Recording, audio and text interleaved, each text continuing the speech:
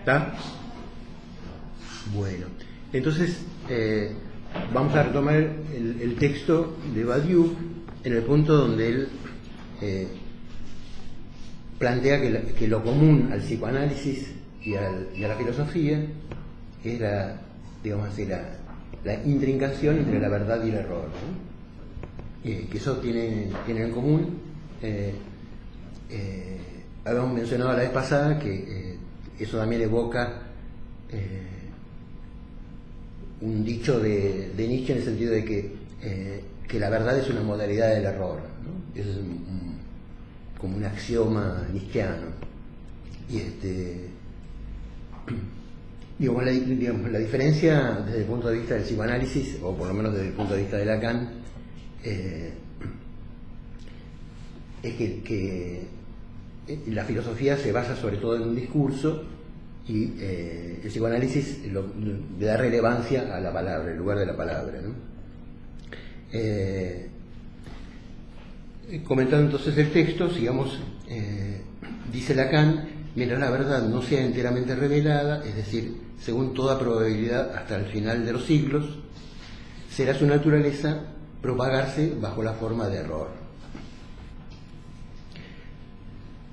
Dice, pero Lacan en el mismo texto va a escindir a partir de ahí, por una parte, lo que llama el discurso, del cual la filosofía depende, y singularmente la filosofía hegeliana, y por otra parte, la palabra de la cual el psicoanálisis autoriza que esté en exceso sobre el discurso, ¿no?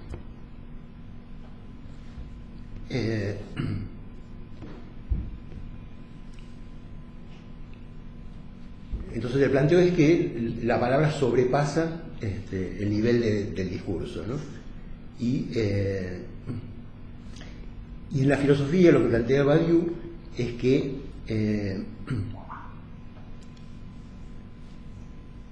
él plantea que el vacío, digamos así, pensado como el ser o pensado como conjunto vacío, ¿no? Para Badiou dijimos entonces que el vacío en cuanto ser en tanto tal, digamos, ser en cuanto tal sin ninguna determinación, anterior a toda determinación, es el vacío o el conjunto vacío, ¿no? Y él plantea que en el discurso de Hegel se localiza, digamos, en lo negativo, ¿no? En el sentido de que lo negativo es lo que es el motor, lo que moviliza, lo que hace desarrollar el concepto, ¿no?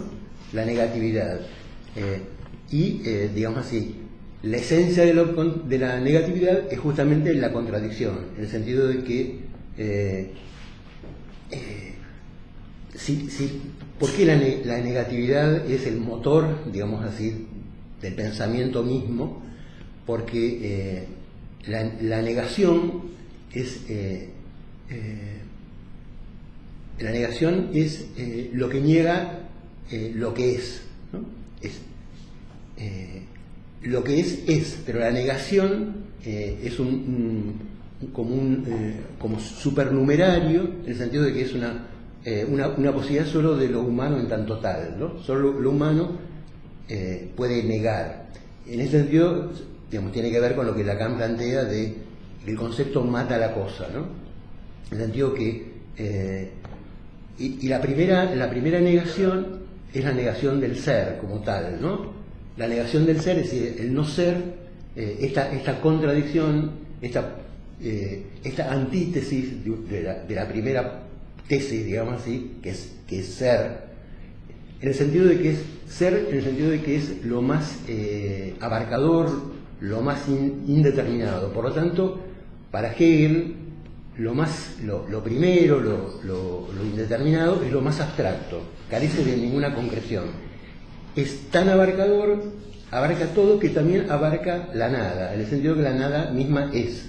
Entonces, quiere decir que la tesis genera su propia oposición, su contraposición o su contradicción, ¿no? Entonces, este primer movimiento de que el ser es lo más abstracto y es absolutamente indeterminado, es tan indeterminado que es nada. Digo, este primer movimiento del ser traspasándose en nada, este movimiento de la tesis que se niega a sí misma, que ella pone su oposición. Esto es la negatividad, ¿no? Esa es la potencia de la negatividad. Y cómo se digamos así, se mueve el concepto es justamente que la negación del ser es el devenir, en el sentido de que cuando el ser traspasa en nada, lo que produce es un movimiento que se llama el devenir mismo, ¿no? Entonces, esta digamos, tríada representa, digamos así, el movimiento del concepto, ¿no? Porque para Hegel el concepto es desarrollo, ¿no? Significa, contrario a una definición, es el desarrollo mismo, ¿no? El concepto es lo que se desarrolla desde sí mismo, ¿no? Entonces, para Hegel, digamos así, el desarrollo parte de lo más abstracto, que es el ser, hasta la determinación absoluta, ¿no? Que es el concepto absoluto, o la idea. Es decir, la idea, digamos así, el desarrollo del concepto es la idea absoluta, es la idea que a su vez, cuando completa su desarrollo, el desarrollo de la idea es el desarrollo, digamos así, podemos decir así, de la humanidad misma o de la cultura misma, ¿no? Quiere decir que es el conocimiento, el autoconocimiento del concepto. Cuando el concepto se va determinando, se va desarrollando a sí mismo, se va comprendiendo a sí mismo, esto es el modo en que, digamos así, la humanidad se comprende a sí misma, se realiza como cultura. Y cuando se completa todo el desarrollo de la idea absoluta, genera su oposición, como decíamos, en relación al ser y a la nada. Y la oposición de la idea es la naturaleza, en el sentido que es lo absolutamente enajenado de sí, es lo otro, ¿no? Es lo otro del espíritu, aquello que está totalmente fuera de sí. Y luego todo el desarrollo de la naturaleza es el camino, digamos así, del desarrollo hasta la conciencia, hasta que la naturaleza produce la conciencia, que a su vez va a producir la negación como motor del concepto que se conoce a sí mismo. Entonces, toda la historia humana, toda la fenomenología de la historia humana es el desarrollo del espíritu conociendo a sí mismo y a la vez extrañándose de sí, ¿no? En el sentido de que esto es la naturaleza, ¿no? Lo extrañado de sí que vuelve sobre sí, en la conciencia, ¿no?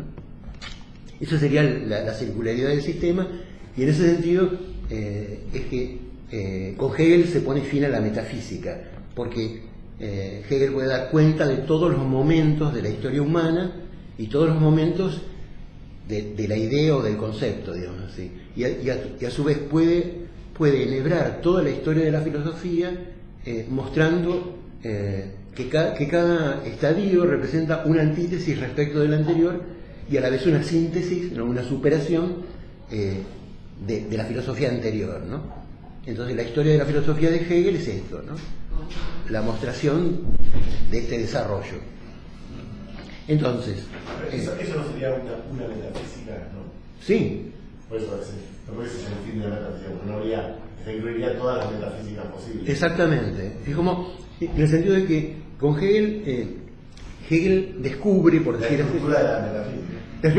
Y además el sentido de la historia. Por eso el fin de la historia.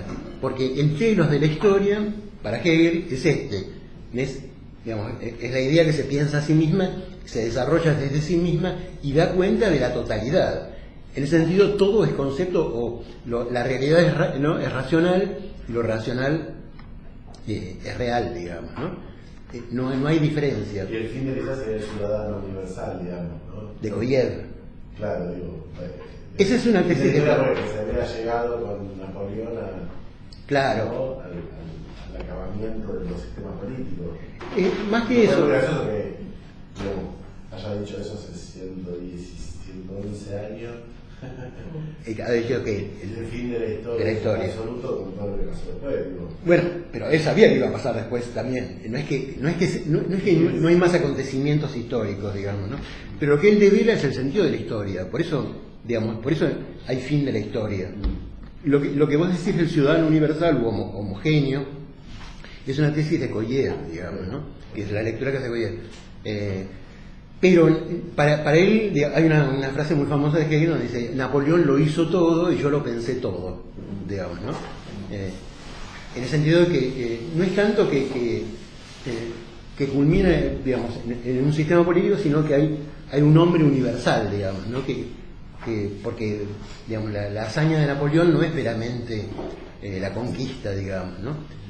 Sino porque las consecuencias de la revolución napoleónica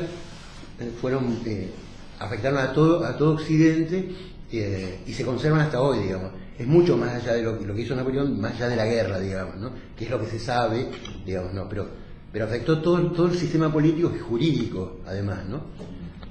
Y además, bueno, otras montones de reformas que logró, digamos, ¿no? Es que están totalmente vigentes, ¿no? Entonces, en ese sentido, lo hizo todo y él lo pensó todo, ¿no? Bueno, ahora, Lacan. El problema dice entonces que la filosofía depende del discurso, ¿no? Y que el psicoanálisis depende de la palabra, ¿no? Y que justamente la palabra está en exceso sobre el discurso, ¿no? Y es algo que digamos, que el discurso no puede apresar.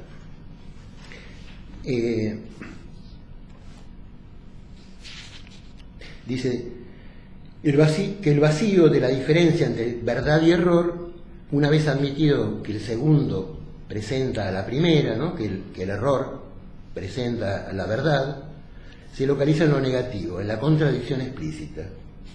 O, como dice Lacan, que el error se demuestra como tal en que en un momento dado desemboca en una contradicción. Lo que quiere decir también que la dialéctica filosófica localiza el vacío separador del error y de la verdad en el punto donde el ser, en tanto que ser, debería coincidir exactamente con el no ser, en tanto que no ser. Ahí se tiene la nada del ser como última prueba de la verdad, tal como el error le expone. Me parece que tiene que ver con eso que decíamos recién, del movimiento de la verdad, del ser y del no ser, digamos, ¿no?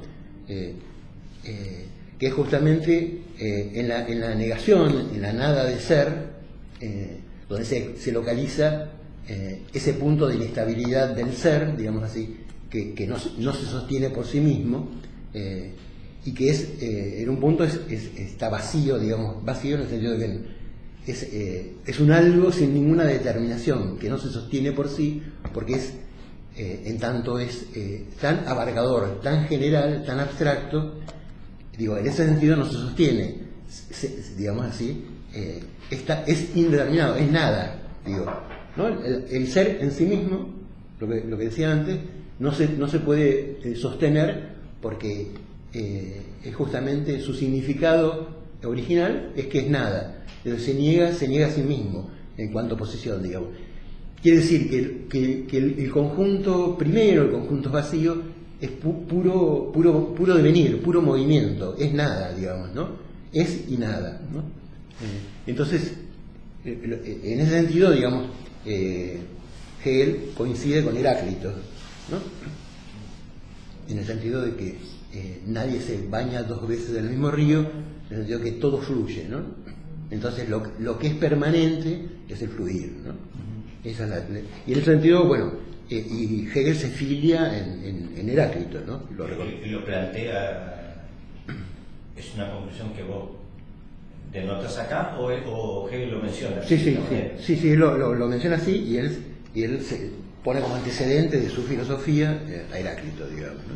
No sé también entender la relación entre esto y la verdad y error, de verdad, porque estás hablando de Hegel y Badiou. ¿Cuál sería el nexo entre lo que decís de Hegel y lo que está planteando Badiou? No sé si te sigo ahí. Y en el sentido de que, digamos, la verdad, digamos así, el ser, la verdad de la primera afirmación no es más que un momento, digamos así, del error, ¿no? Y que el error no es más que un momento de la verdad, que verdad y error, como decíamos antes, están como implicados uno en otro, inextricables, digamos, ¿no? Inseparables,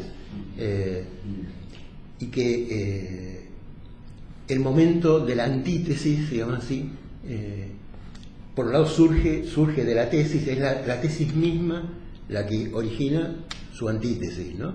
Y este movimiento resulta en una terceridad, en una otredad que contiene los dos momentos, ¿no? Que es el esquema clásico hegeliano, digamos, ¿no? Del Aufhebung, ¿no? De la superación, digamos que, bueno, conserva tanto la verdad como el error, digamos, como su negación, ¿no? Pero conduce a otro concepto, digamos, ¿no?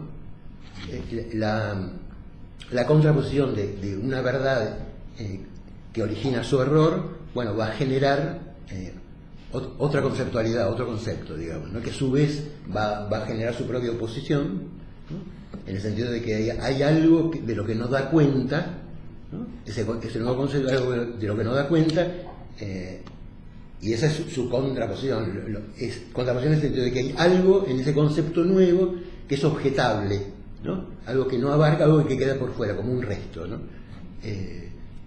Bueno, y ese movimiento es el movimiento del pensamiento mismo, ¿no? Digo, cuando hablamos de conceptos estamos hablando del pensamiento. Esto de que el pensamiento se piensa a sí mismo, ¿no?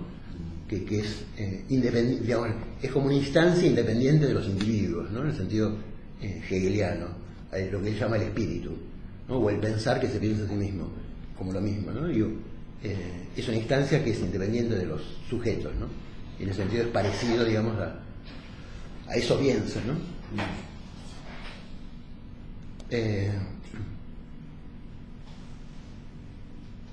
Pero dice, no ocurre lo mismo con el psicoanálisis, dice Badiou. Porque dice, elementalmente, el inconsciente ignora el principio de contradicción. Y dice Lacan, la palabra verídica que se considera que reclamamos mediante la interpretación obedece a otras leyes que el discurso sometido a esta condición de desplazarse en el error hasta el momento en que encuentra la contradicción.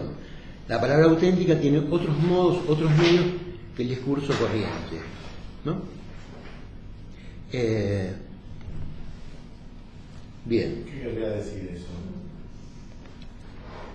Tiene otros modos. Otros medios, digamos. Bueno, me parece que está, cuando dice la palabra auténtica, tiene otros medios que el discurso no contiene, el discurso corriente no contiene, en el sentido de que me parece que apunta a lo que habíamos visto la otra vez también, que la palabra auténtica está pensada en relación a lo que subyace bajo la significación, ¿no? Habíamos visto que no apunta tanto a lo que se muestra en la significación, como en la palabra filosófica, sino lo que subyace bajo, digo. En ese sentido es auténtica, ¿no? En el sentido que revela algo más allá del discurso, digamos, ¿no?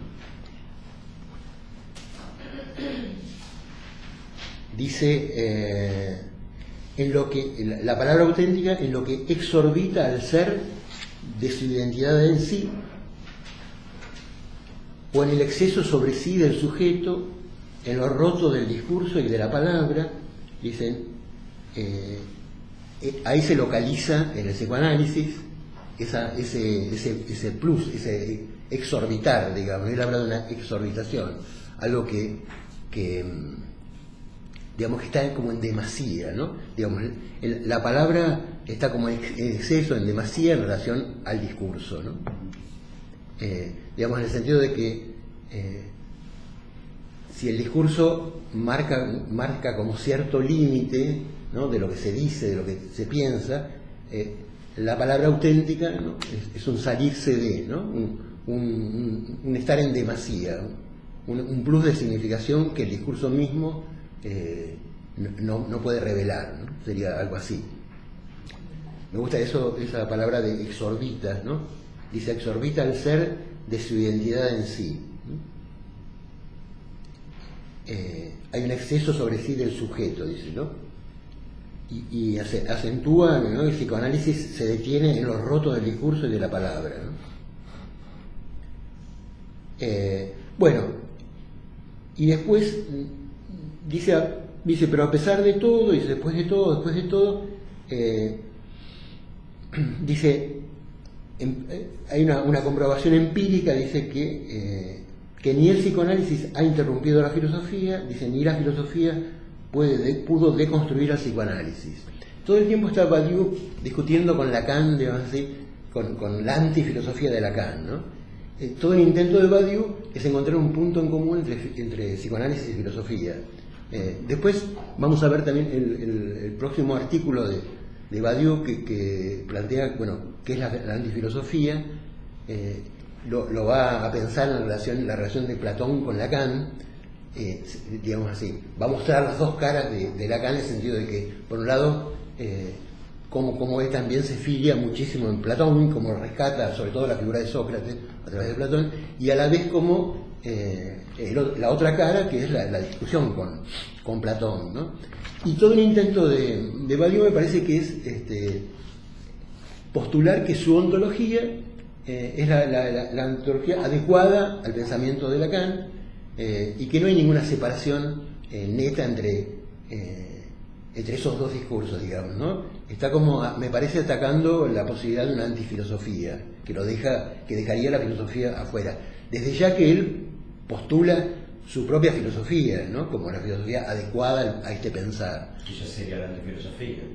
No se está refiriendo a la filosofía en general. Él se está refiriendo a su propia filosofía, en realidad, a la filosofía, digamos, a la matemática, ¿no? Él postula esta ontología de matemática como la verdadera filosofía, ¿no? Todo vos decís que discute la antifilosofía de Lacan. Sí. ¿Qué es la antifilosofía de Lacan? No hablamos de eso. No.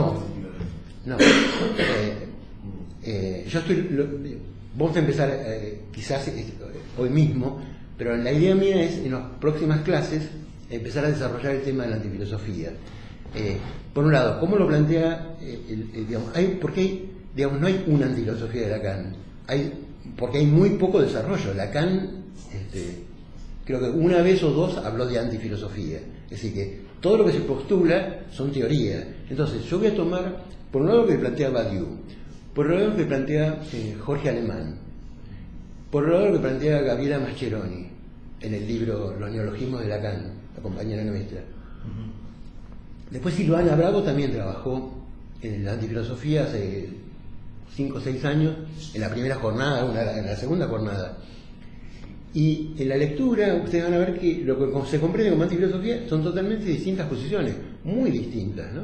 Después está de Alfredo, también. Y otras que yo estoy como recopilando, voy a hacer como un recorrido, ¿no? Para culminar, digamos así, qué es la antifilosofía, cómo se plantea y qué podríamos plantear desde apertura. Pero hay muchas lecturas de antifilosofía totalmente distintas, muy variadas, ¿no?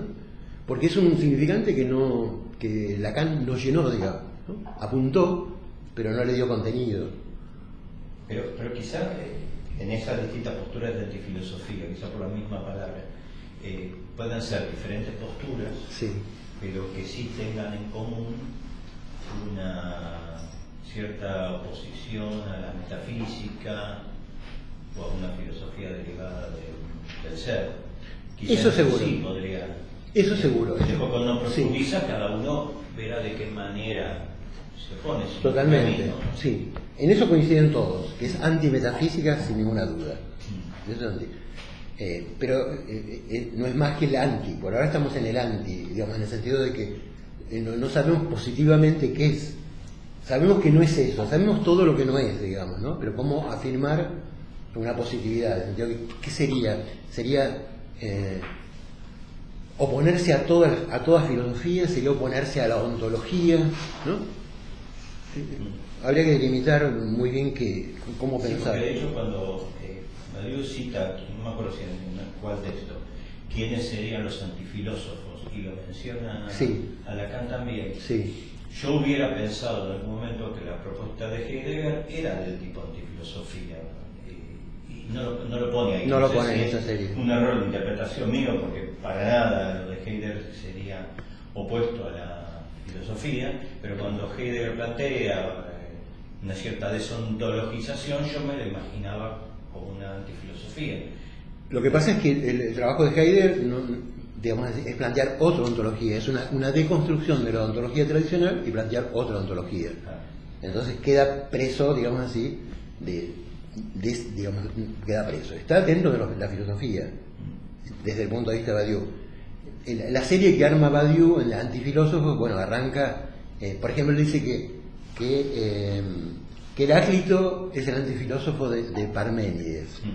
Y, ¿no? Y que de Descartes, de Voltaire, Rousseau menciona. sí, y el antifilósofo de Descartes es Pascal, ¿no?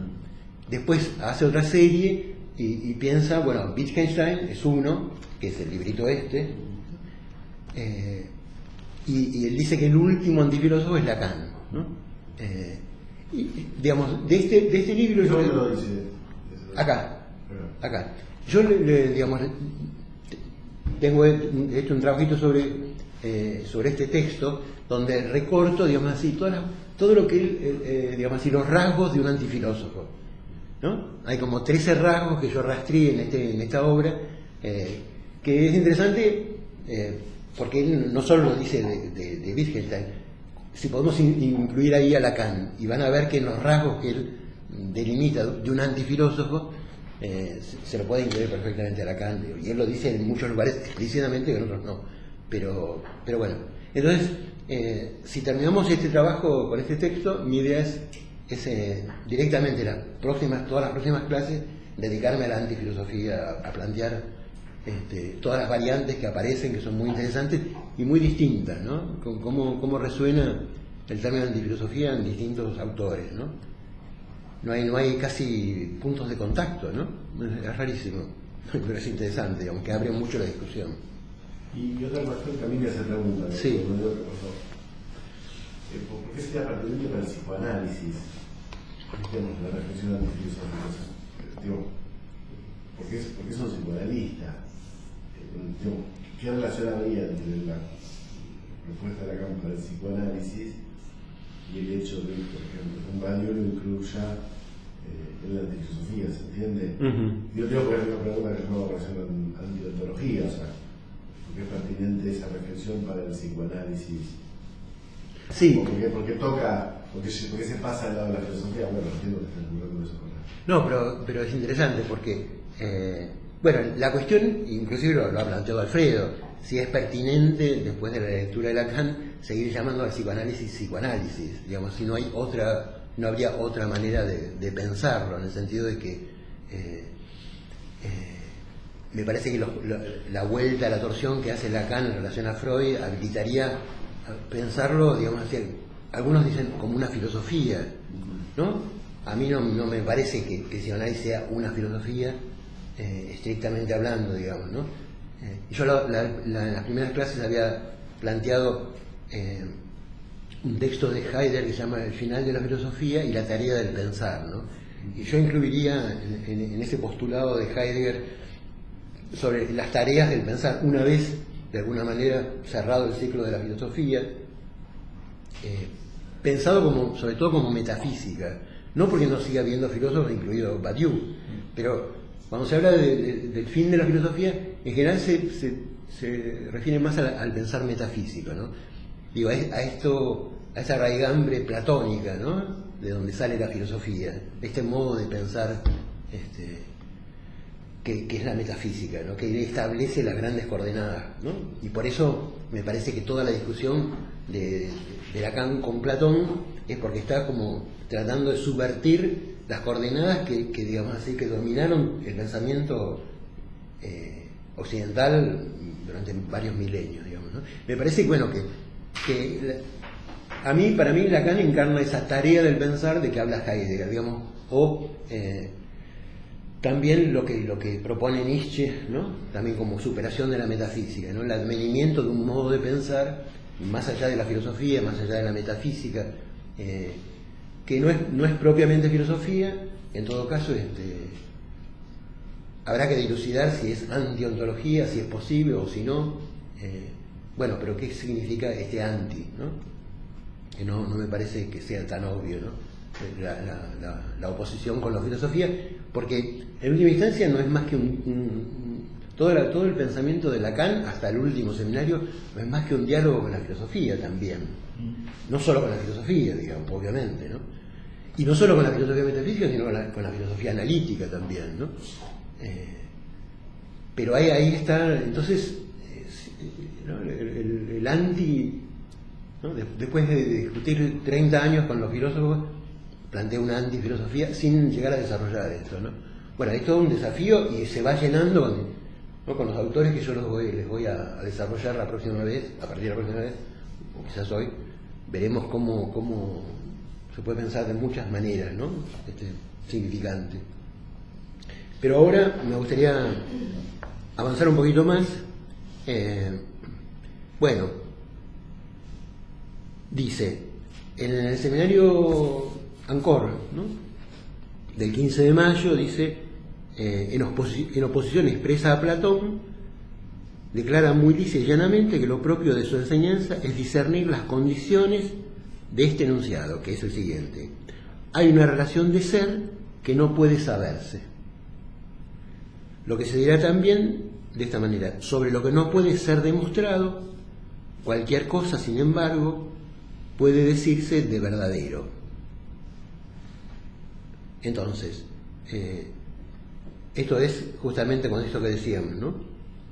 Discernir las condiciones en que este enunciado puede ser verdadero, ¿no? Hay relación de ser que no puede saberse. Es decir,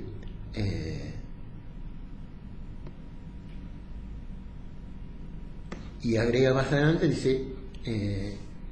dice Lacan que con la verdad no sabe cómo arreglárselas, ¿no? Todo esto es de Ancor.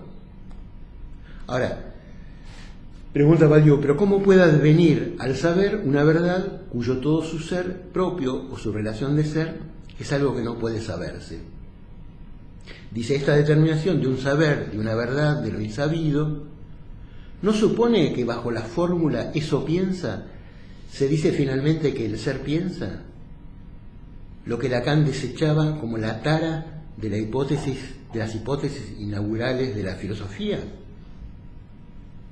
Contra Platón, Lacan sostiene que el acceso o relación del ser no es reductible a la idea como saber que llena el ser o saber del ser inmanente al ser.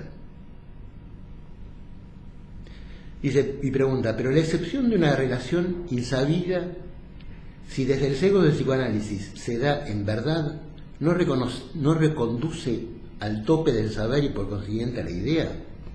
Digo, cuando está planteando la cuestión de la idea, está pensando en la idea platónica, en el sentido de que todo lo que es participa, ¿no? de un arquetipo, digamos así, inteligible, ¿no?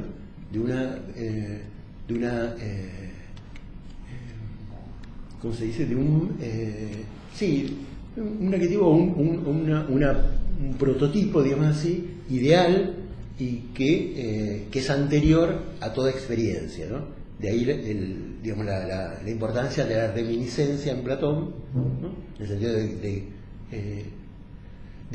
digamos así, lo que se piensa, digamos, en relación a lo que es el ser de la realidad, no es más que la actualización, ¿no? de una idea que estaba de algún modo olvidada, ¿no? O latente. Entonces, lo que se pregunta es si que eso piensa no tiene que ver justamente con ese lugar, ¿no? De las ideas, en el sentido platónico, como el lugar de la inteligibilidad, ¿no? Lo que hace ser, ¿no? Dice, en el fondo, eso piensa, ¿no? Lacan no estará apuntando, por más que quiere criticar a Platón, no estará planteando justamente un ámbito de ser, digamos así, en el sentido de que hay un otro ámbito, ¿no?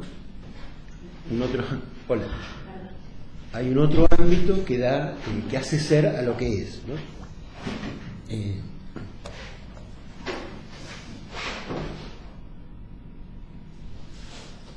Bueno,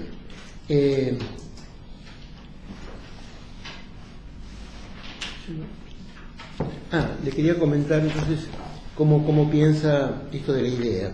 Dice así Badiou: el hecho de que la matemática sea un pensamiento significa en particular que a su respecto la distinción entre un sujeto que conoce y un objeto conocido no tiene la menor pertinencia, ¿no? Existe un movimiento regulado del pensamiento que es coextensivo al ser, que incluye un movimiento en el que descubrimiento e invención son propiamente indiscernibles, y del mismo modo son indiscernibles la idea y su ideación. Digamos, esto que dice él es lo que Platón piensa como idea, digamos que justamente en los entes matemáticos no hay diferencia entre descubrir e inventar, digamos, ¿no? Entre la idea y la ideación, digamos, ¿no? Que se borra ese límite. Entonces, quiere decir que no hay un sujeto enfrentado a un objeto en la idea. Y entonces, bueno, lo trae a cuento del eso piensa. Si el eso piensa realmente no está refiriendo justamente a esta indiscernibilidad entre lo ideado, digamos así, entre la idea y lo ideado, entre el que piensa y lo pensado, entre el que descubre y lo descubierto, ¿no? Si el ente matemático realmente cómo pensar, digamos, ¿no? La entidad de lo matemático. Si estas entidades, si los números o cualquier otro ente matemático o geométrico tiene digamos así, una independencia del que lo piensa, si son por sí, y lo que va a plantear Platón, Badiou, digamos así, que no es posible discernir, ¿no? Entre esa ideación y el que idea, ¿no? lo ideado, digamos así, que no hay porque de algún modo también sería negar digamos, como un adentro y un afuera, ¿no? Pensar esta relación con los entes matemáticos en función de una banda de Moebius, digamos así, donde no se sabe si están adentro o afuera, ¿no? Me parece que a eso apunta, ¿no? Entonces,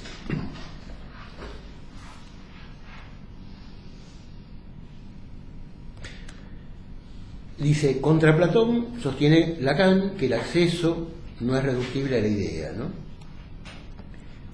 Porque Platón plantea, dice, a la idea como un saber que llena el ser, ¿no? Un saber del ser inmanente al ser, en el sentido de que sería, digamos así, que para Platón en realidad lo que hay, digamos así, es la identidad de ser y pensar, ¿no?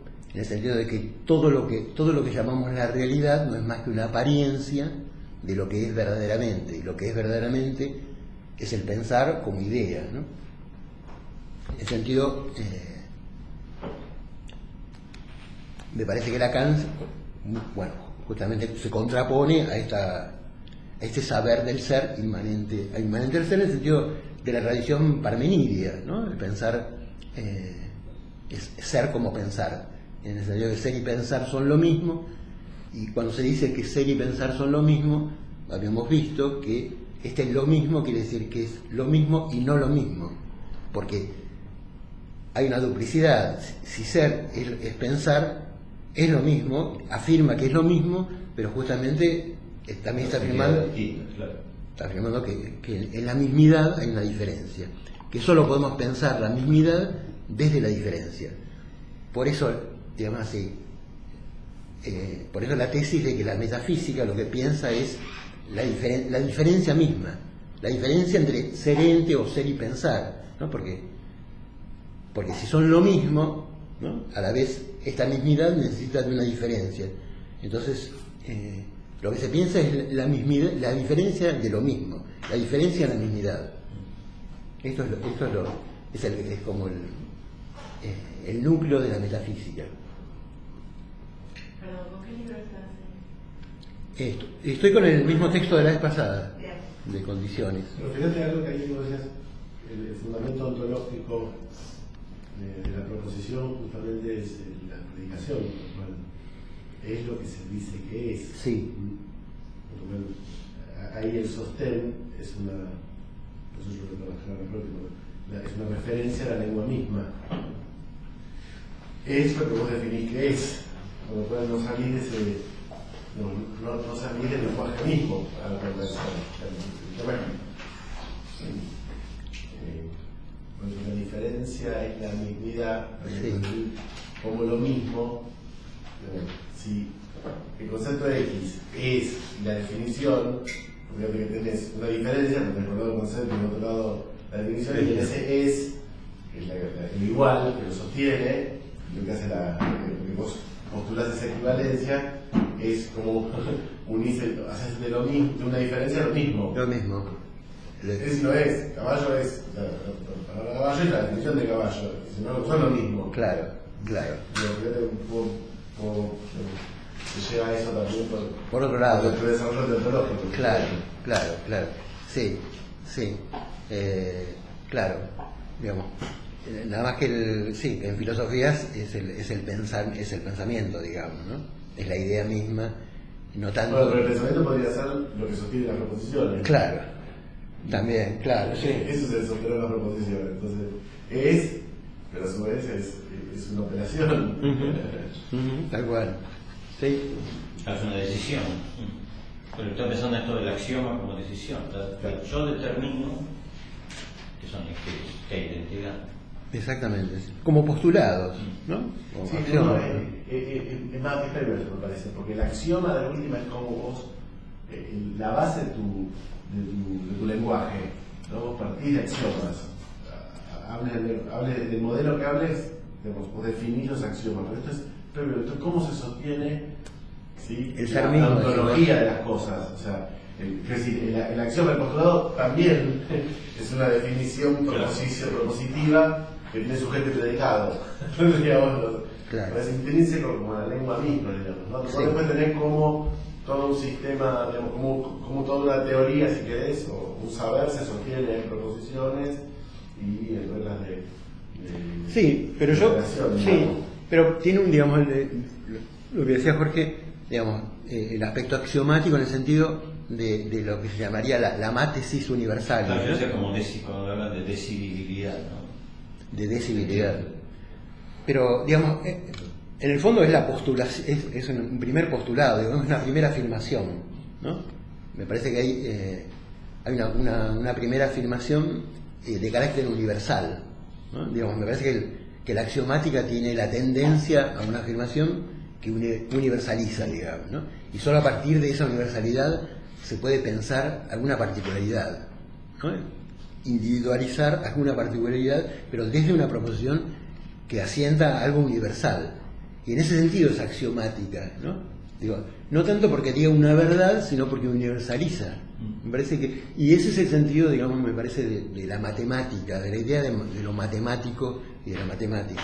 Y el sentido del matema, me parece, para Lacan, es eso, me parece.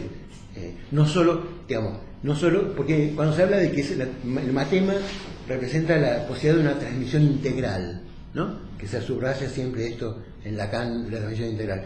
Pero me parece que es justamente porque en el rasgo matemático tiene esta característica de establecer, digamos así, un punto de universalización, desde el cual es posible, desde ahí, decir algo, digamos así. Porque de lo contrario sería partir desde lo puro concreto o lo más abstracto. Vamos, pero el axioma fija, me parece, un universo, ¿no? Establece unas coordenadas desde las cuales es posible, bueno, encontrar cierto punto, digamos, ¿no? A lo que uno quiera llegar, digamos, ¿no? Entonces el matema da como, instala esa axiomática, digamos, digo, cuando universalizo quiero decir que no es para todos los casos, ¿no? Sino que es la posibilidad de que haya casos. No el sentido genérico. ¿Es universal o es estructural? Bueno, el término? yo lo pienso desde la filosofía, Claro. me parece. Y también se puede Pero pensar. es interesante pensar la diferencia entre proposición y función. Ajá. La proposición Claro. opera bajo el sentido, ¿sí? Y la función está vaciada del sentido. Vale. Que ambos operan igual. F de x igual, no sé, x cuadrado, ¿no? Y igual x cuadrado, ¿sí? Es una manera de pensar una proposición matemática, sí, vaciada de significación, porque digamos, y ahí como es siempre es universal, x e y en esa relación, y igual a x cuadrado, ponele, x es todos los casos posibles de x, ¿sí? Y y es el codominio correspondiente a todos los casos posibles de x. Claro. Ahí tenés el universal, es como tenés la función escrita y después. Bien. ¿Sí? Sí, yo estoy de acuerdo. Pero está bueno, porque me parece que cuando Lacan insiste con Matema, lo que dicen es una posibilidad, ¿sí?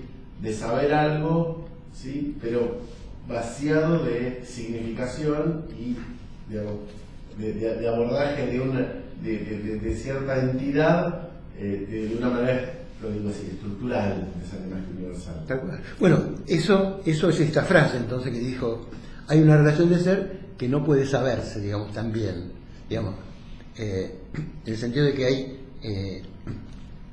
en esto que decías vos de la función, digamos así, la función es, y sin embargo no tiene ningún contenido determinado. ¿En qué se sostiene una función? No es más que en esa, digamos así, en esas letritas, digamos, y no hay nada ahí que pueda saberse, digamos, no hay ningún contenido determinado. Cabe todo lo que cabe en cualquier X, digamos, ¿no? Me parece que Lacan apunta a eso cuando dice algo, hay una relación de ser en que no puede saberse y que sin embargo se sostiene, ¿no? Cosa que dice sobre después dice sobre lo que no puede ser demostrado, cualquier cosa sin embargo puede decirse de verdadero, ¿no? Esto ya es más intrincado. ¿Qué significa que sobre lo que no puede ser demostrado? Eso lo dejo abierto.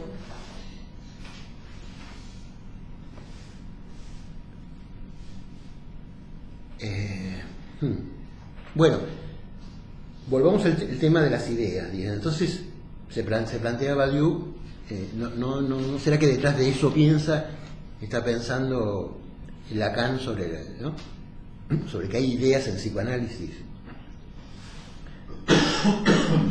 Entonces dice, a mi juicio, esta pregunta de Lacan, dice lo mismo que Platón, convoca a las matemáticas. Las matemáticas son desde siempre lo que hace las veces de la idea como idea. Idea como idea a la cual Lacan da el nombre de matema, ¿no?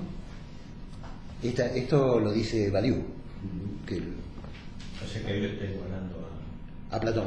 A Platón, sí. Y entonces agrega. La forma, ¿no? La idea, para todos son las formas. La fórmula, digamos. Claro, exactamente.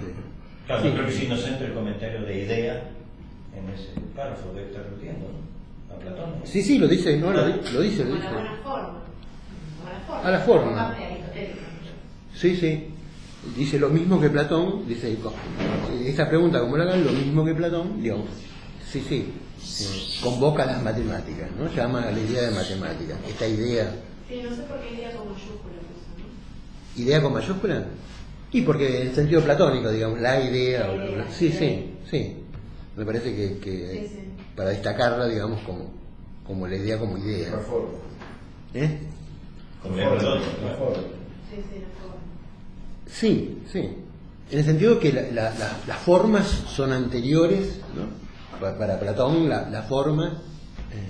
Sí, porque creo que hay que diferenciar que no está hablando de las ideas, no está hablando de cada idea. El espíritu o de algo. Sí. Lo que hace inteligible, digamos, la idea, lo que hace entendible, inteligible, es lo que se ve, por decir así, lo que aparece, ¿no? La mera apariencia que no nos da la verdad, sino que es la idea, ¿no? Lo que hace inteligible, lo que da razón, lo que da cuenta, y la idea no es más que, decíamos, una forma, ¿no? En el sentido de que es como veíamos en otro momento lo que llaman las categorías kantianas, en el sentido que es simplemente una forma en donde se puede... Desde la que se puede ver, claro, exactamente. Bueno, entonces sigamos. Bueno, después dice que en 1954 Lacan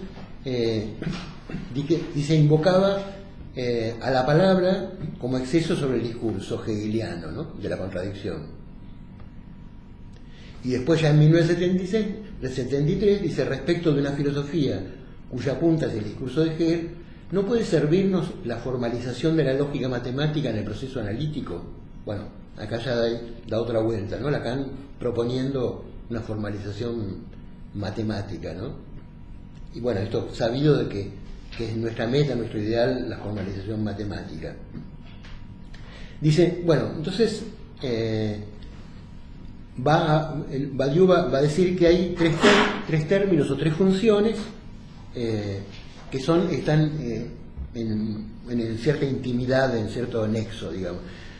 Una dice, primeramente, que la relación de ser no sea reductible al saber. Que hay posibilidad de saber más allá del ser, digamos así, ¿no? Y dice, en segundo lugar, que haya saber posible de la verdad de esa relación.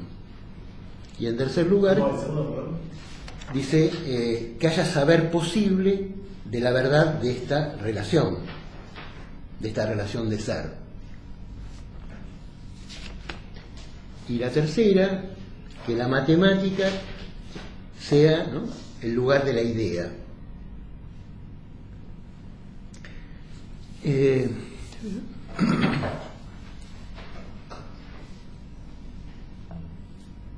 Entonces, que el ser no se reduce al saber, que hay un saber de la verdad de la relación del ser, y que la matemática es el lugar de la idea, ¿no? Esas tres funciones, dice, en el planteo de Lacan, tienen un nexo íntimo. Pero si yo, sí, respecto a la primera, vos decís, ser no reductible al saber. A ver, podemos decir así, ¿lo que está en exceso es el ser o el saber? Quiero decir, ¿hay más saber que ser o hay más ser que saber? ¿Se entiende? Sí. ¿En qué sentido la no reductibilidad? Digo, aquello que cuando se sabe lo que es, está en defecto de lo que es, o hay un defecto de saber. ¿Se entiende lo que vos? Sí, sí. Lo que pasa es que nunca se sabe. Bueno, justamente, pero quiero decir. Entonces no se aborda. Entonces hay exceso de ser sobre saber. Yo creo que sí, porque nunca se llega a abordar el saber. Entonces el ser tampoco se alcanza, ¿no? Por eso digo, pero hay un ser que no es reductible al saber. ¿Sí? Como Claro, es un más elemento ser. ontológico, pero hay un nivel de exceso del acontecimiento. Yo lo había entendido como al revés. Claro, por eso también Como podría una haber. oposición a Kant en el sentido de que puede haber un saber que no dependa del ser, que no sea una elaboración respecto del ser. No sé si estoy... Porque pensaba en los juicios, que Kant en un momento habla de los juicios sintéticos a priori, Sí. que no requieren de un ser. No, son las Que la matemática, claro, sería un juicio sintético a priori. No sé si estoy para... Por la cara que me ponen parece que sí. No. Pero No. porque todas las clases fueron lo de Frege, fue discutir eso. ¿Cómo? Toda la postura de Frege es la discusión de eso. Ah, sí. Sí, claro. Frege discute a Kant la idea de que Frege postula que no es un juicio analítico a priori. Ah, No sintético, Frege- claro. no sintético. No No viste estudié las la- clases anteriores. Bajar la nota de concepto. Bueno, pero eso no podría pensar que se está refiriendo justamente a No, por eso yo pregunté, porque me pareció que se decía de cualquier manera de pensarlo. Claro, bueno. Bueno. ¿Vos qué decías? Es lo que dice antes, acá dice contra Platón, en lo que dije antes. Sí. Lacan sostiene que el acceso o relación del ser no es reductible a la idea. Acá lo dice en relación al saber. Bueno, no es reductible a la idea, como saber que llena el ser, o saber del ser y maneja el ser. Y acá no es reductible el saber. Un poquito antes está eso, en la mitad del tercer párrafo. ¿Lo leíste? Sí. Que dice que no es deductible el saber. No sé si tiene que ver o no. Como que la idea o el saber no llenan al ser. No sé, yo lo entendí así. Sí. Aquí hay otro párrafo donde dice a Badiou: Platón se había equivocado, nos dice Lacan, al llenar al ser más adelante, después del tercer lugar, en la 270. Platón se había equivocado al llenar al ser de saber. Pero el matema, dice, autoriza un llenado inacabable muy distinto. Llenar del vacío mismo que los inyunta a lo insabido y al saber. Al no saber y al saber, ¿no?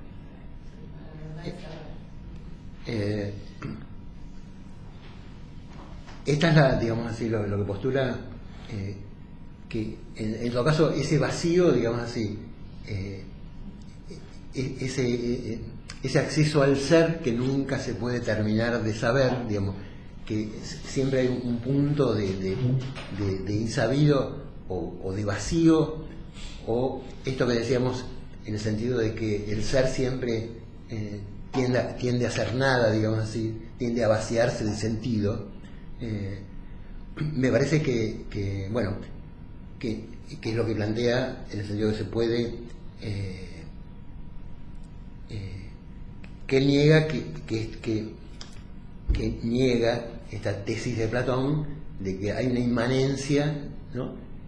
Que el ser está lleno de saber, en el sentido de que ser y pensar son lo mismo, ¿no? Porque justamente Lacan va a plantear que somos donde no pensamos.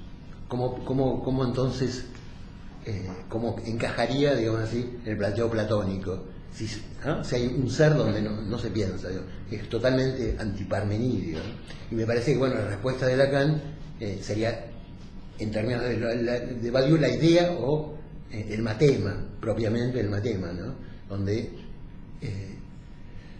justamente lo que dice es que, ¿cómo es que dice? Dice, autoriza un llenado inacabable, ¿no? Que llena del vacío mismo, ¿no?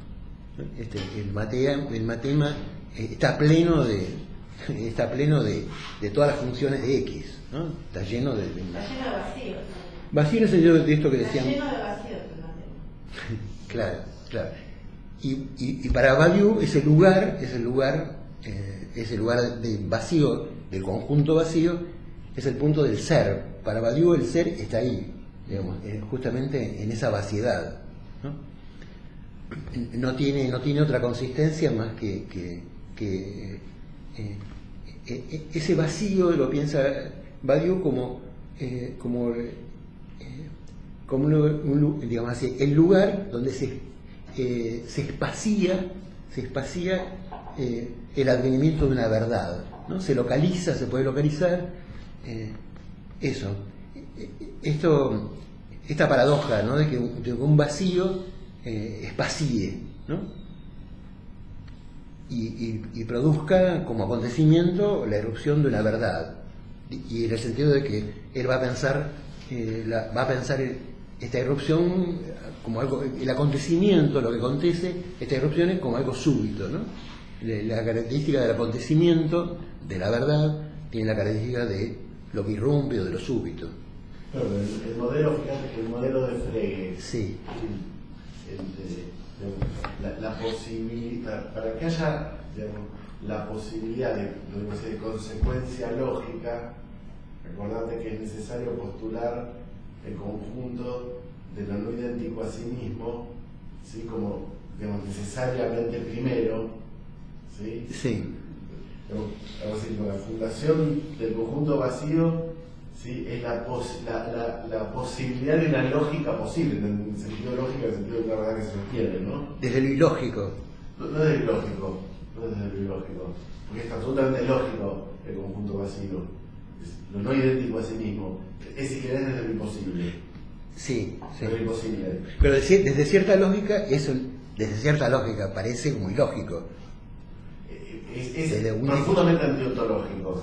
Por eso. O sea, aparte de ahí, pero no sé si es ilógico, porque para Aristóteles es sostener la lógica. Pero para Aristóteles está bien.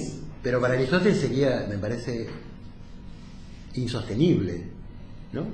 Bueno, lo que pasa es que Aristóteles trabaja lógica de predicados. Digo, por eso digo, desde cierta lógica. No, Sí. no trabaja lógica de individuos. La lógica de Aristóteles no trabaja sobre el individuo. Eso es Claro. recién 20 siglos después.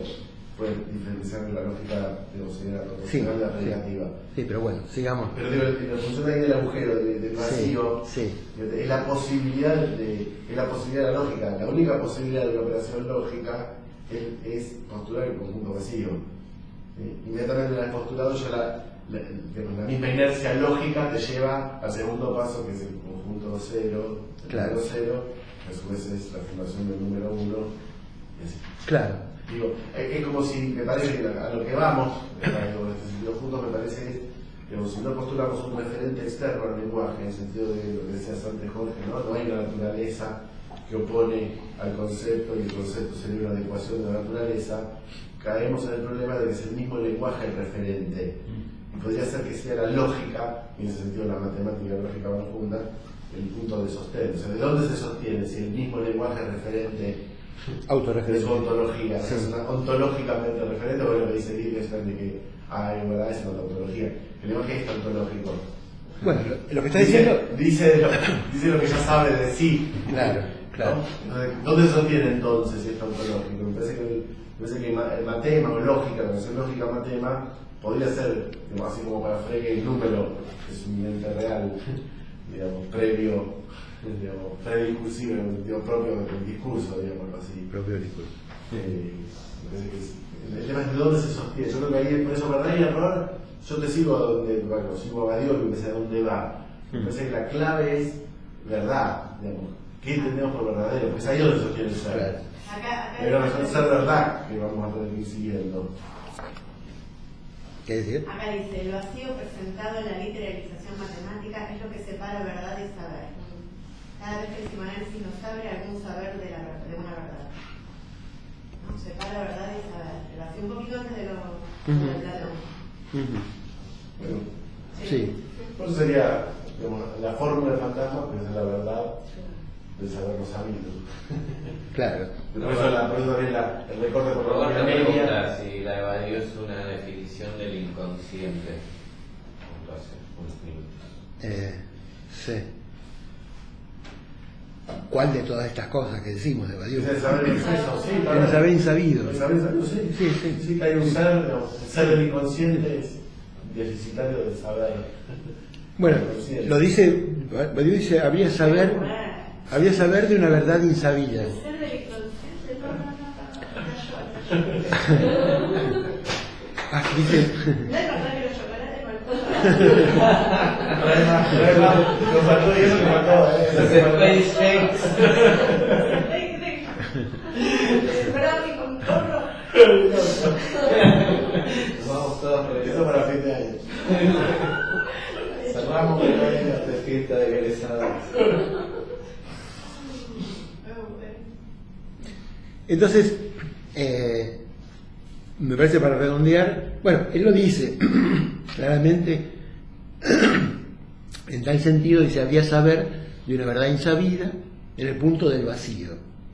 Y en consecuencia el acceso al ser, al igual que en filosofía, estaría en la suposición de un vacío que no fijan sin resto y por lo tanto sin pleno más que las letras pequeñas de la formalización. Es decir, hay un saber de una verdad no sabida, no hay otra ontología, plantea Badiou, que la matemática efectiva, ¿no? Dice que la verdad es una relación al ser que no se demuestra, digamos, ¿no? Que la verdad es una relación al ser que no se demuestra. Dice que ¿Qué le dijiste la ontología? que no hay otra ontología que la matemática efectiva, digamos, ¿no? Que es lo que va trabajando en los próximos párrafos, ¿no? Dice, plantea una serie de tesis, ¿no? Solo la matemática tiene derecho a suponer que la localización del vacío se hace en el ser. No hay otra ontología que la matemática efectiva. Esa es primera tesis. Dice, porque dice, yo me sentiría autorizado, por todo lo que vengo diciendo, dice, para concluir en 5 tesis, que son tesis filosóficas, pero de las que se puede esperar que arreglen entre nosotros un régimen durable de coexistencia pacífica entre el psicoanálisis y...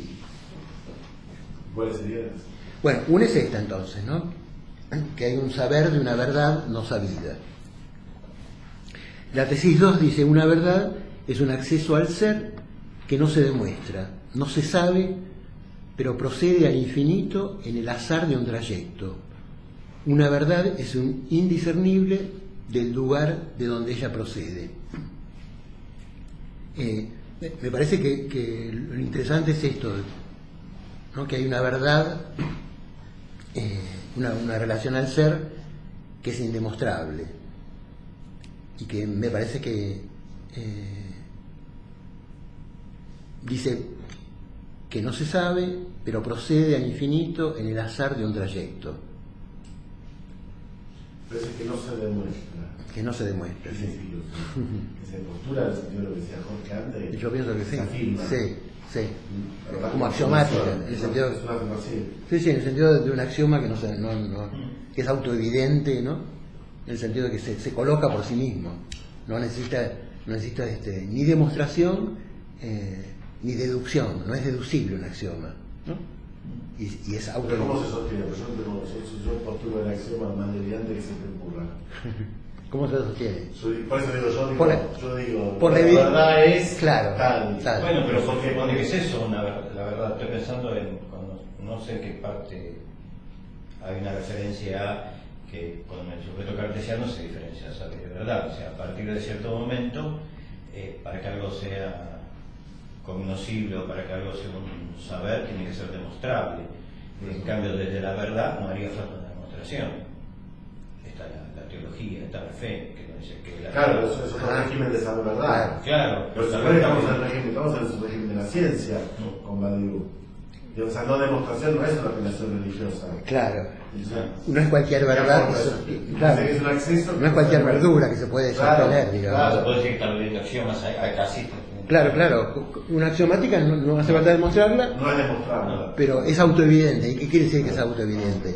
Digamos que tiene coherencia lógica por sí misma. Sí, que no son teoremas, ¿no? Que no son, que claro. los postulados no pueden ser teoremas digamos, el quinto postulado de Euclides, justamente la discusión es que no tenía pinta de postulado. Tenía pinta de teorema ya. Claro. No se puede poner como postulado un teorema. Claro, sí. Es trampa. No digo, metes en la base algo que a su vez requiere una demostración. Claro, hay un supuesto, por decirlo de alguna manera. Y el postulado es un supuesto. Claro. Tiene una operación previa. Una operación previa. Estamos fuera del sistema, porque si vos partir del sistema, a partir de ahí, claro. ves el resto del sistema, claro. ¿Cómo puede ser que tengas como un postulado? Bueno, hace algo que tenés claro, que desarrollar. Por eso habíamos visto hace bastante lo que vos traes colateralmente, la cuestión del yo, la postulación del yo en Descartes, ¿no? Como axioma eminente, es el primer axioma, digamos, sobre el que se puede construir toda demostración posible, digamos, ¿no? Pero está toda referida a un punto axiomático, es que es autoevidente, es que el yo se pone a sí mismo y quiere decir, es transparente, ¿no? No necesita ninguna deducción, ¿no? Sí, no es una conclusión. No es una conclusión, no es una deducción, es una autoafirmación que no necesita de ninguna otra edad, de ninguna otra proposición. Y ahí el problema de la verdad, digo, en la medida que digamos, que la conciencia racional, ¿sí? Sí. Demuestra la naturaleza, ¿sí? Siempre podría ser posible de una mejor demostración, por lo cual se pierde la conclusión de la verdad en el sujeto de la ciencia, es justamente eso, que no hay, se sabe, como dice al principio del texto que estamos leyendo hoy, sí. pero por los siglos de los siglos, o sea, no se concluye en una verdad absoluta, no se llega a la verdad. La verdad. Son procesos de verdad, de verosimilitud. Claro. Pero una teoría siempre es mejor que la anterior, pero no es la última. Claro. Siempre podría haber otro siempre acceso a la verdad. Claro. No es que no va a ser el último. Claro. No hay la verdad, pero no quiere decir que no haya verdades. Digamos, hay verdades, pero no hay la verdad, ¿no? siempre hay la posibilidad de postular, porque de lo contrario, si no hay la verdad, digamos, se concluye en una especie de nihilismo absoluto. Bueno, eso posverdad puede ser eso. Y la posverdad puede ser eso, sí. El régimen de la posverdad podría ser llevar al extremo, que ya fue Lyotard en la Convención Postmoderna, ya preanunció lo que estamos hablando como posverdad, que es la idea de un régimen de verdades independientes, ¿no? Sí. Es decir, la idea de que haya verdad sin otro. Claro, claro. ¿No? El problema es el otro, en todos los casos. Sí, en todos los casos. ¿Por qué Sí. llegamos al tema del axioma? Afirmando Porque por la verdad, por la segunda tesis de la verdad. Y por el matema también. Eso al ser que que no no se se demuestra. demuestra, eso está por su axioma. No, estamos preguntando qué quiere decir que no se demuestra. Ah, Claro. ¿Qué quiere decir que no se demuestra? ¿A qué se refiere cuando Yo digo, digo la verdad es que, no sé, yo soy un pitufo, bueno, pero te lo digo como axioma, ahí, digamos, ¿es verdad por eso? Digamos, ¿qué quiere decir no se demuestra? Claro. ¿Cuál es la idea de un axioma entonces? ¿Qué es un axioma? Claro. Bueno, y en eso está implicado justamente la transmisión matemática, ¿no? De matema, digo, en el sentido de la transmisión lacaniana del matema, digamos. Bueno, la tercera tesis dice: la inauguración del proceso de una verdad es exactamente... No. Sí, sí.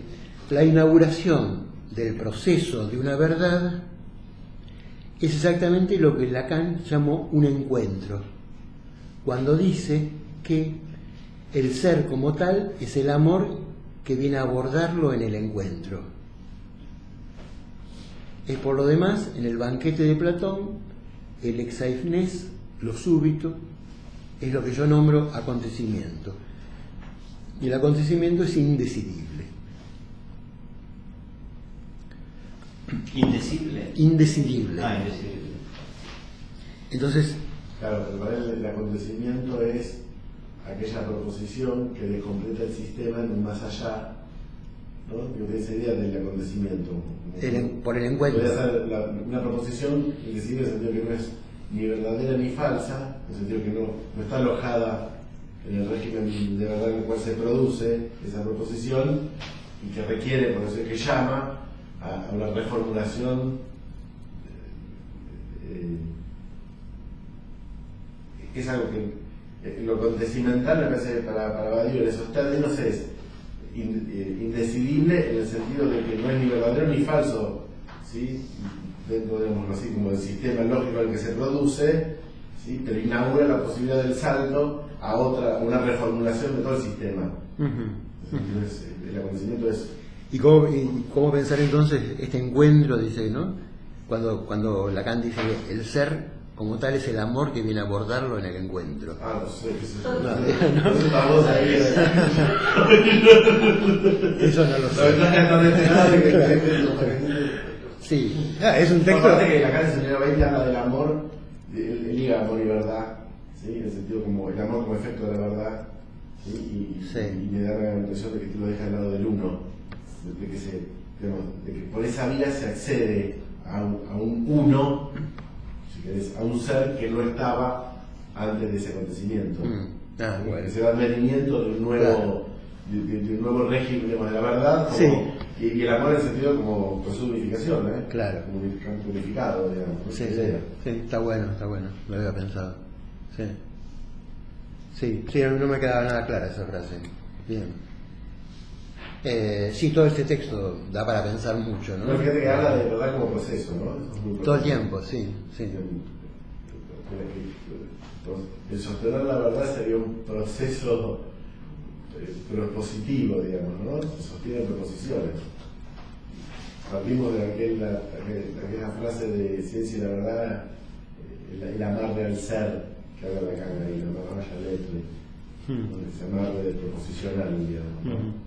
La ciencia es eso, que el ser es proposición. Bien. Bueno, queda poco, así que vamos a la tesis 4. Que dice: el sujeto no es otra cosa en su ser que una verdad captada en su puro punto, una cantidad evanescente de verdad, un eclipse diferencial de su infinitud inacabable. Esta evanescencia es el entre dos de la indecidibilidad del acontecimiento y la indiscernibilidad de la verdad.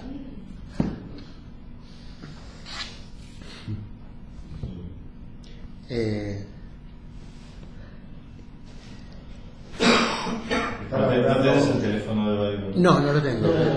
Pero algo así como que... Lo pasamos ahorita porque trabajando Alfredo en el curso. Sí, del sujeto como puntual y evanescente. sí. ¿Sí? Son las dos cosas. Digo, es puntual en la medida que se puede localizar, pero evanescente en el sentido de que podría ser que el fundamento del sujeto sea el matema y sea evanescente porque la fórmula te da, si querés, te explica el gráfico de la función, pero a su vez, ¿sí? en la fórmula misma es evanescente la puntualidad, porque están todos los puntos. También, sí. Sí, no sé si va a eso, pero viste que nosotros tomamos lo del sujeto puntual y evanescente. Sí, sí. Lo decía, sí. Sí, entonces digamos que el sujeto es una cantidad evanescente, digamos así, una cantidad evanescente de verdad, también se podría decir, ¿no? La indecibilidad del acontecimiento y la indecibilidad de la verdad. De la verdad. La verdad medio dicha, la indecibilidad de la verdad es que la verdad es medio dicha. Sí. Es medio decir, eso es que es indiscernible en el sentido de que no está dicha toda la verdad, sino como medio dicha. Sí, esta evanescencia dice es el entre dos, ¿no? Claro. Siempre es entre dos, este sujeto, ¿no? Y dice, el sujeto no es otra cosa que una verdad captada en su puro punto, ¿no? Una pura, en el punto en el sentido de un puro punto, una cantidad evanescente, digamos, ¿no? Puntual y evanescente son los dos. Sí, pero es interesante esto de cantidad evanescente de verdad, ¿no? Es una fórmula extraña e interesante. Y pero en la fórmula están todos los puntos, la cantidad de puntos, Sí, pero ninguno en la fórmula. Claro. No identifica ningún punto. sí, pero a la vez evanescente en el sentido que se disuelve, ¿no? También. No solo que está en todos los puntos, sino que hay como una desaparición del sujeto, en el sentido que es puntual y aparece y desaparece, digamos, ¿no? En el sentido que se desvanece, ¿no? Me parece. No, pero ahí sujeto como hipopoimenon no es lo que es, sino lo que permite decir lo que es.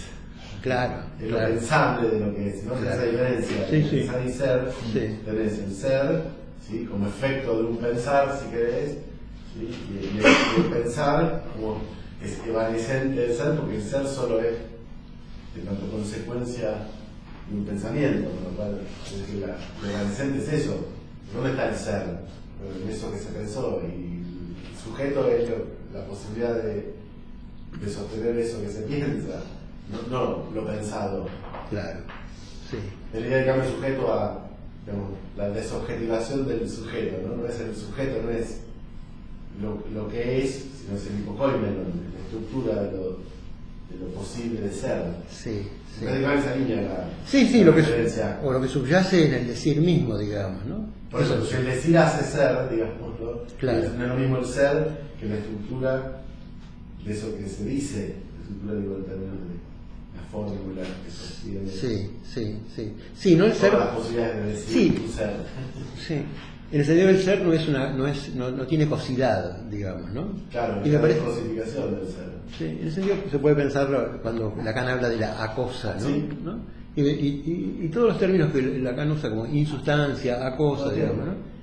Esa es la antiontología. Claro, para tratar de correrse de este modo de pensar el ser, digamos, ¿no? Es que no parte del Einheit, no parte de la unidad, ¿no? Sino De la unidad uno ser. de la unidad del objeto, parte de la, si querés, de la definición del conjunto. Claro. Que es otro modo de la unidad. Claro, exactamente. Sí, sí. Que es un. Bueno, viniste, vos no la viste, te lo perdiste. Está Publicidad la grabada. Ahora vas a verlos todos.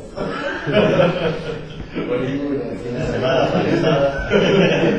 ¿O viste la definición del curso o no ves? Bueno, vamos a la última tesis, la 5. Dice, filosofía y psicoanálisis tienen como borde común dos procedimientos que son exteriores el uno al otro. y el otro, el uno y el otro. A una y a otro, la matemática por una parte y el amor por la otra.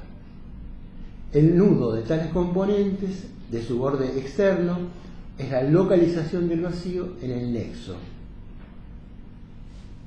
o la relación que se supondría que sostienen conjuntamente la idea y la cosa, o el ser y el saber del ser. El amor efectúa el vacío del nexo, puesto que no hay relación sexual. La matemática lo efectúa, puesto que lo agota en la pura literalización. Bien. Hay literalización usada como formalización, supongo. Sí, absolutamente. Digamos, entonces, postula que hay un borde común que tiene que ver con lo matemático, o la matemática y el amor, digamos, ¿no? Que hay dos procedimientos en que, según Badiou, se tocan la filosofía del psicoanálisis, ¿no? Dice el nudo de tales componentes de su borde externo. El nudo entonces es la localización del vacío en el nexo, o la relación,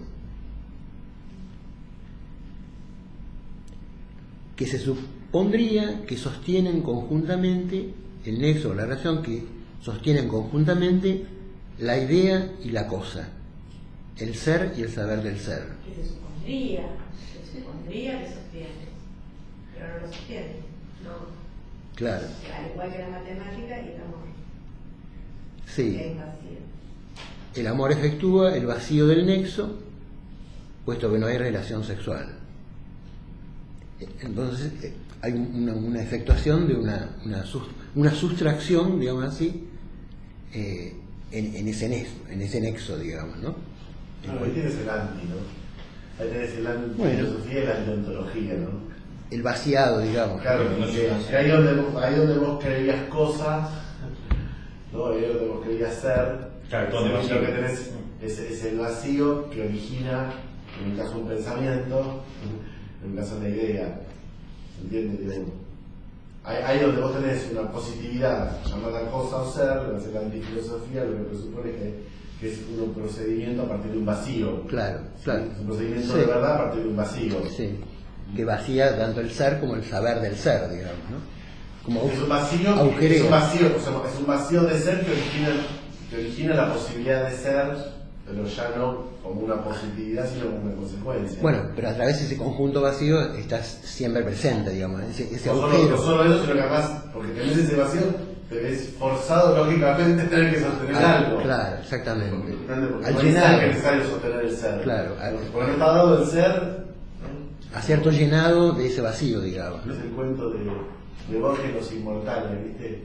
Que los seres inmortales, que los encuentran los inmortales afuera y están Camero, están todos ahí, son inmortales y están hechos unos pordioseros tirados, ya ni hablan, ya no tienen nada que sostener porque son inmortales, claro, o sea, no está claro. Homero, que está hecho un andrajoso, Claro. que ya ni hablan, no hablan. Claro. Pero no necesitan sostener, ya está dado. Interesante. Sí, hay un libro de Simone de Beauvoir que se llama ¿cómo se llama? No me acuerdo, bueno, pero Sexo. no me acuerdo, pero bueno, justamente el personaje no puede morir, digamos, ¿no? Y entonces el sufrimiento de no poder morir todo el tiempo, esta imposibilidad y el desapego a la vida y el sinsentido. Claro, cuando tengas más fuerte, pues ya nada, ni hablar, ni nada, son una especie de plantas, ¿no? Están ahí tirados en los agujeros. Sí, la importancia de la muerte, digamos, ¿no? De la finitud, ¿no? O en la función del vacío como... Sí, la función de la muerte como dándole un lugar distinto al vacío, para el ser, para la existencia. También, es muy interesante, claro. Como que son los dos agujeros, ¿no? Sí.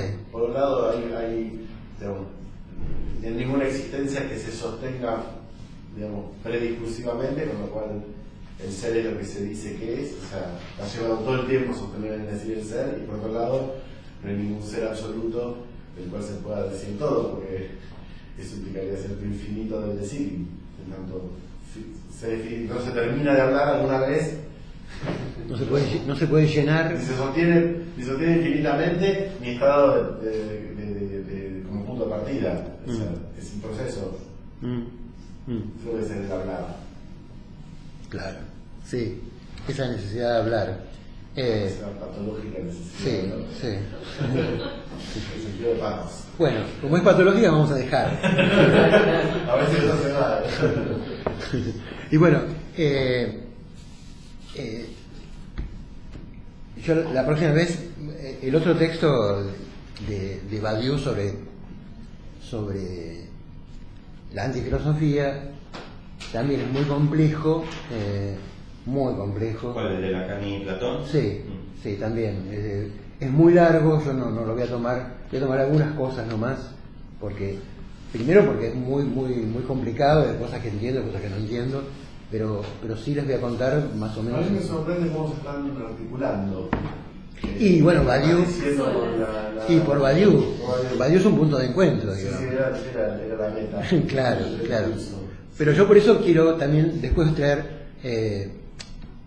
voy a insistir con Badiou, pero también voy a traer otras lecturas, ¿no? Como Jorge Alemán o Gabriela Mascheroni, que me interesa también, que estuve viendo el texto de ella, es muy interesante lo que ella piensa sobre la antifilosofía, que no coincide, me parece, con lo que piensa Alfredo, si bien parte de ahí.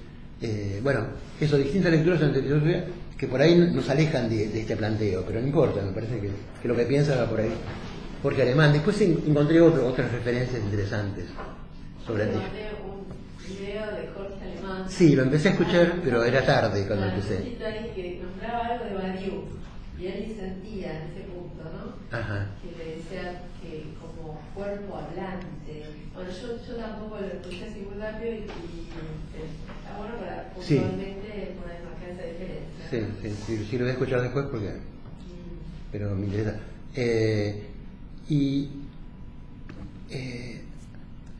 Bueno, no sé si lo dejamos por la vez pasada, pero yo les voy a contar que había hecho un recorte del antifilósofo, ¿no? Pero por ahí lo dejamos para la vez que viene, me parece que es mucho y es interesante cómo Badiou arma el perfil del antifilósofo, ¿no? Vale. De Badiou, sí. Lo que pasa es que aparte están acá los fundamentos, pero vas del héroe también. Sí, también. Bueno, y la próxima clase seguimos con Como quieras, si vos querés tomarla para desarrollar un poco más esto, a mí me da ganas de que coinciden los antifilósofos. Bueno, sigo. Sí, no cortemos. Bueno. No cortemos. ¿Dónde está el texto de Gabriela Mascheroni? Es el libro. Es el librito de ella. El neologismo. Ah, ¿No te lo compraste?